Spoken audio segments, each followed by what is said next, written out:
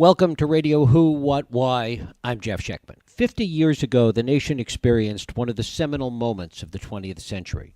Along with two world wars, the dawning of the nuclear age, and the landing of men on the moon, the assassination of JFK was one of last century's tentpoles. As such, it never ceases to fascinate us. What other event of the 20th century still conjures up as many unanswered questions? Is there anyone who still believes that Lee Harvey Oswald acted alone and that the Warren Commission was accurate? I'd say probably the same number of people that believe Elvis is still alive. My guest, Robert Groden, has since the beginning been on the forefront of the effort to try and understand what really happened and why. He's written extensively about conspiracy theories regarding the assassination. His books include The Killing of a President, The Complete Photographic Record of the JFK Assassination, The Search for Lee Harvey Oswald, The Comprehensive Photographic Record, and JFK, The Case for Conspiracy. He was a consultant to Oliver Stone on his film JFK and was responsible for bringing the Zapruder Film to national attention. It is my pleasure to welcome Robert Groden to Radio Who, What, Why. Robert, thanks so much for joining us. Thank you, Jeff. Appreciate being here. First of all, in an overall sense, and certainly this is something you've been with for a very, very, very long time, what is it about this story, this murder, this assassination that still captivates us to this day? Well, for one thing, it's an amazing murder mystery. Lee Harvey Oswald clearly did not shoot anybody, but he was blamed for it, and he was killed for it 2 days after President Kennedy. Why that happened, how it happened, is all part of the whole story. And it's been 53 years now since the assassination, and, though there are many of us who want to find the truth, who like to know the truth while we're still alive, and that's what I've been trying to do now for all of these years. Is it your belief, after doing this for so many years, that we will ever really know the truth? I used to think we could.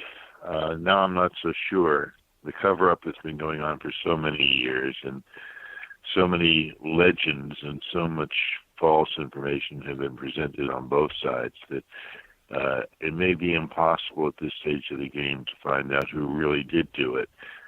So I've been focusing more lately, the last couple of years, on who did not do it, and that's Lee Harvey Oswald. In your research, who else have you concluded, and there have been so many theories, of course, over the years, who else have you concluded didn't do it? Oh, my. Well, Lee Harvey Oswald is the one we have to focus on because he's the one who was blamed for it, and then the Dallas police allowed him to be killed 2 days later so that there wouldn't be a trial. Jack Ruby admitted that he shot Oswald to prevent there being a trial, but he said for a different reason. He said because of Mrs. Kennedy, and I tend to doubt that Mrs. Kennedy had anything to do with why Ruby did it. That was a story that was created by Tom Howard, his lawyer. And again, it was to get sympathy. And once again, when there are two major issues we have to deal with here. Number one is, was there more than one shooter?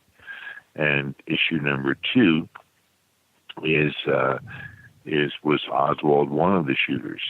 And clearly, my feeling is that there was more than one shooter, especially since shots came from the front and the rear. And the sound recording shows that up to 15 shots might have been fired, including all the ones that missed, struck the street, and James Tague, the bystander, and so on. You had mentioned during your introduction that so many people don't believe that Oswald was guilty, and this is a massive change from the way it was back in 1963 and 64. Back then, we had no evidence except what the Warren Commission released, and much of that was falsified. So,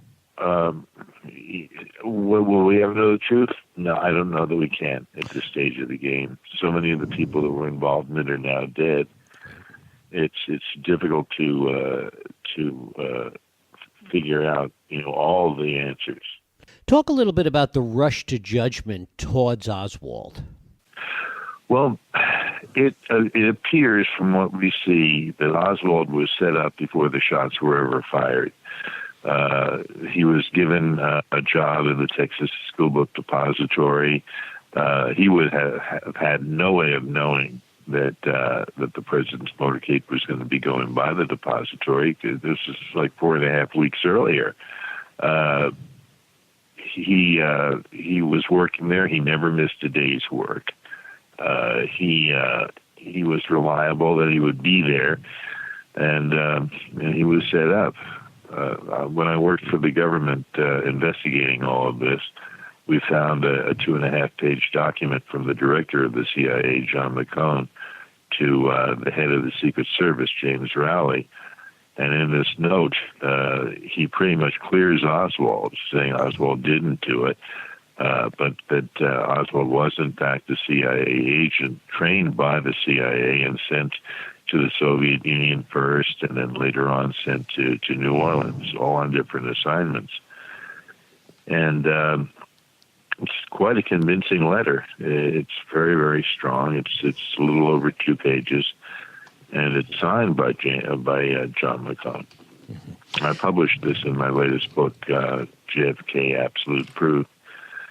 And in that book, we deal with the evidence of conspiracy and actually point a couple of fingers toward guilty people who's involved in the cover-up, like Gerald Ford, who admitted that he had arbitrarily changed the location of the president's back wounds to make it appear that the bullet entered the back of the president's neck, when in fact it was actually about 6.5 inches lower. But if he admitted the actual entry point of this bullet, it would have shown that the angle was totally wrong for a shot from the so-called sniper's nest, mm-hmm. going through the president and then on to Governor Connolly. It simply could not have happened. So he lied. He just plain lied. If, in fact, there were multiple shooters, if, in fact, Oswald was set up long before the assassination took place, can one make the case that it was always the intent of whoever was responsible, whoever set it up, to obfuscate as much as possible, to make it as confusing as possible, to make it so that 50-plus years later we'd still be having this conversation? That's entirely possible. So much false evidence has been presented, again, from both sides, but far more from the other side than the side that I'm on anyway, or we're on. I'm assuming that from what you have said, that you're aware that there was, in fact, a conspiracy and that Oswald didn't do it. That's an assumption, but still, let's assume that that's the case. If so, then enough false evidence has been presented through the years, from the very, very beginning, to frame Oswald. For instance, when the shots were fired and the investigation began, there were only 2 empty shells found on the 6th floor, just 2. The FBI and the Dallas police files both show in writing and in photographic evidence that there were only 2. Well, they realized after a while that that wasn't enough, so they went back and added a 3rd one to make it appear as if the shooting had all occurred from one spot, fired by Oswald. It wasn't true. They knew it wasn't true, but they presented a lie to us from the very beginning, saying that 3 bullet shells were found, and there weren't. There were only 2. I published the photographs and the documentary evidence in the new book, in the JFK Absolute Proof. And again, that's just one of the things. The withholding and then the disappearance of the photographic evidence from the autopsy, the fact that the president's brain autopsy, which was done after the initial autopsy, it showed that apparently that the bullets came from the opposite direction. With all of this, we have a very, very strong case that everything that we were told was a lie.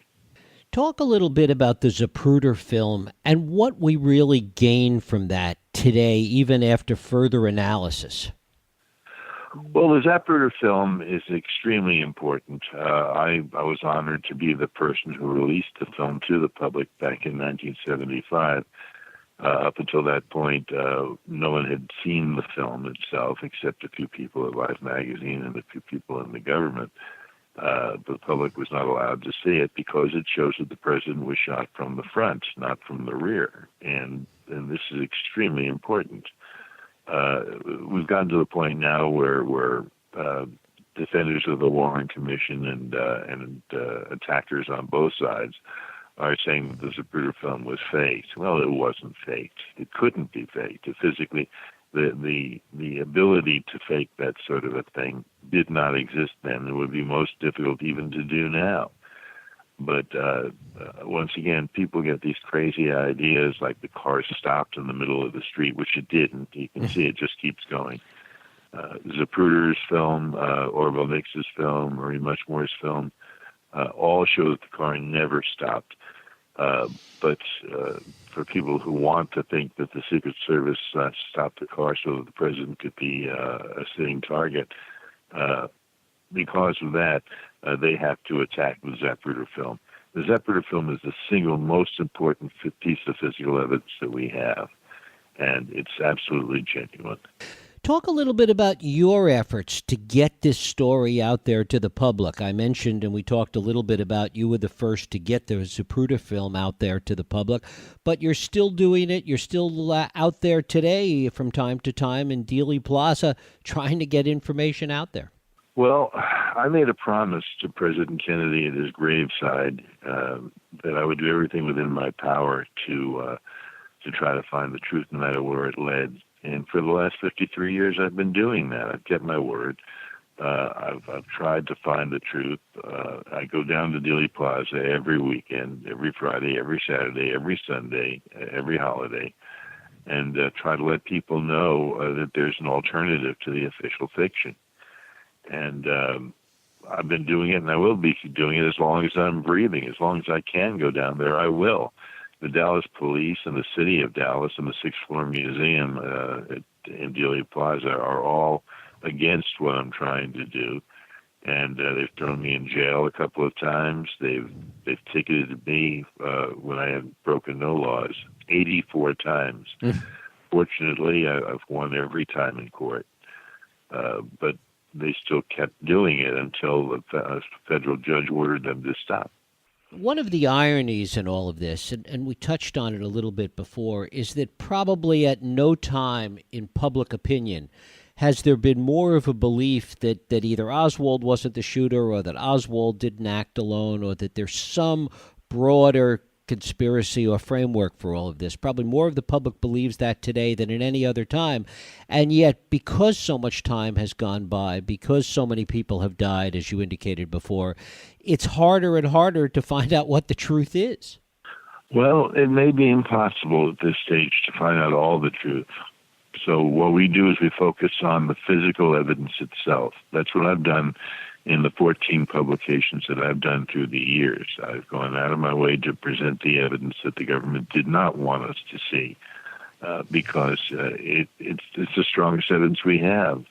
You know, I interviewed the Dallas doctors when the government wouldn't do it, and I actually videotaped them, and they were unanimous. The fatal shot came from the front.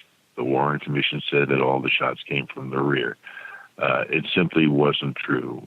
They all knew it wasn't true. I have found nearly 80 witnesses that have stated that the president was shot from the front, not from the rear. Although he had been shot from the rear as well, true, but the fatal shot came from the front. And we can deal with things like that, and that shows us the correct direction, even though it doesn't solve the case.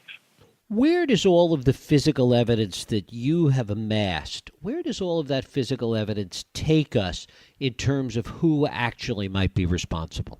Well, I have to go with the report from the House Select Committee on Assassinations, which is a group that I worked with in Washington, D.C. in the House of Representatives for 3 years.